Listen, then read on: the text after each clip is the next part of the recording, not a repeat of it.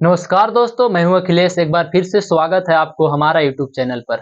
आज के इस वीडियो में हम बात करेंगे क्लास 6 के साइंस का चैप्टर नंबर 5 के बारे में, जिसका नाम है पदार्थों का पृथक्करण। पृथक्करण को अलगाव भी कहा जाता है।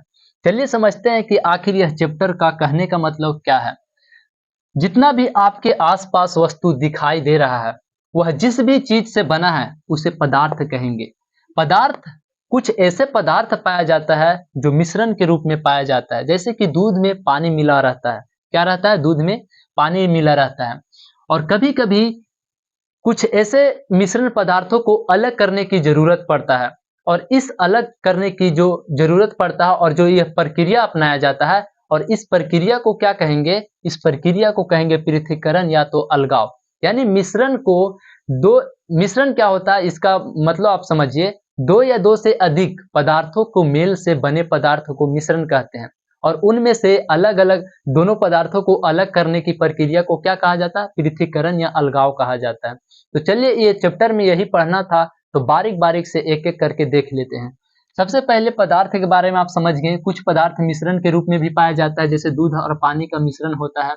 मिश्रण क्या होता है? तो दो या दो से अधिक पदार्थों को मेल से बने पदार्थ को क्या कहेंगे? मिश्रण कहेंगे। समुद्र का पानी और नमक, ये क्या है? एक मिश्रण के रूप में पाया जाता है।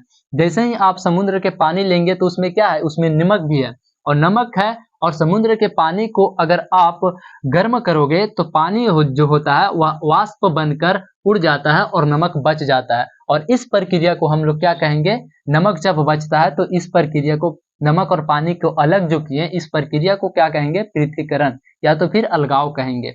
तो अलगाव भी समझ में आ गया।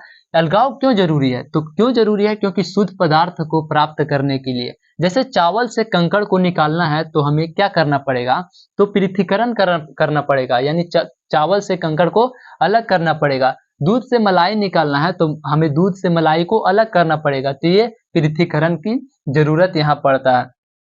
तो चलिए, पृथक्करण का यानी मिश्रित पदार्थों से कुछ वस्तुओं को अलग करने के लिए कुछ विधियां होता है, उसके बारे में पढ़ते हैं, जिसे हम लोग कहते हैं पदार्थों का पृथक्करण का विधियां।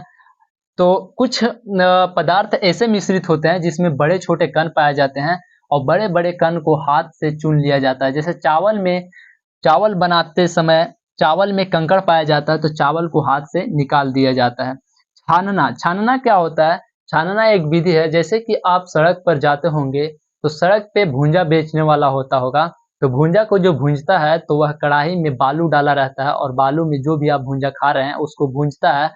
तो अगर भूंजता है उसका बाद छन्नी में पूरा चीज लेकर और छान कर रेत को गिरा दिया जाता है, फिर वापस वही कढ़ाई में और भूंजा को छान लिया जाता है। यह प्रक्रिया क्या है? तो यही प्रक्रिया क्या है? छानना। तो रेत या नमक से भूंजा को अलग करना, यह प्रक्रिया आ गया समझ में आपको। तीसरा है अवसादन। जैसे कि आप गेहूं पिसाने जाते हैं, क्या होता है? आप गेहूं पिसाने जाते हैं, घर में आप देखे होंगे आपके माँ या बहन जो भी होगा, तो जब गेहूं पिसाने जाता है तो उससे पहले क्या करता है? गेहूं को भरे पानी में डुबा कर धोता है, जिससे क्या होता है? मट्टी जो होता है वह जमीन अति तल का नीचे में बैठ जाता है। तो ये क्या, कौन सा विधि हुआ? यह हुआ अवसादन विधि हुआ। यह इसका एग्जाम्पल लिखा हुआ था। वाष्पीकरण क्या हुआ? वाष्पीकरण का एग्जाम्पल आप यहाँ से समझ सकते हैं कि वाष्पीकरण से कैसे वस्तुओं को अलग अलग किया जाता है। तो वाष्पीकरण, जैसे कि अगर इसमें जल को अलग कर दिया जाता है, कोई चीज अगर जल में मिला हो और जल को गर्म करने पर जल वाष्प बनकर उड़ जाता है, तो इस प्रक्रिया को वाष्पीकरण प्रक्रिया कहा जाता है।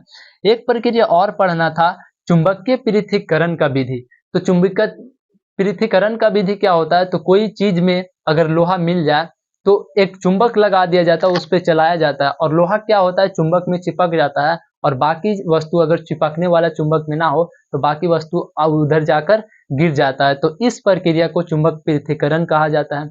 एक और पढ़ना था जिसे आसवन का विधि कहते हैं। यह बहुत ही ज्यादा डिटेल्स में आपको आगे पढ़ना होगा।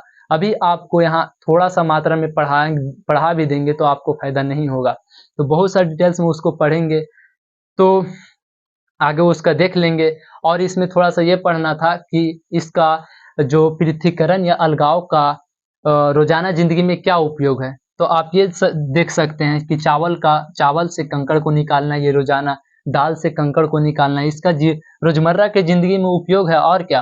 तो ये चैप्टर यही यही था बस। और आगे पढ़ेंगे हम लोग क्लास 6 के छठा चैप्टर के बारे में। पढ़ते रहिए, नोट्स बनाते रहिए, इसी तरीके से और भी वीडियो आता रहेगा।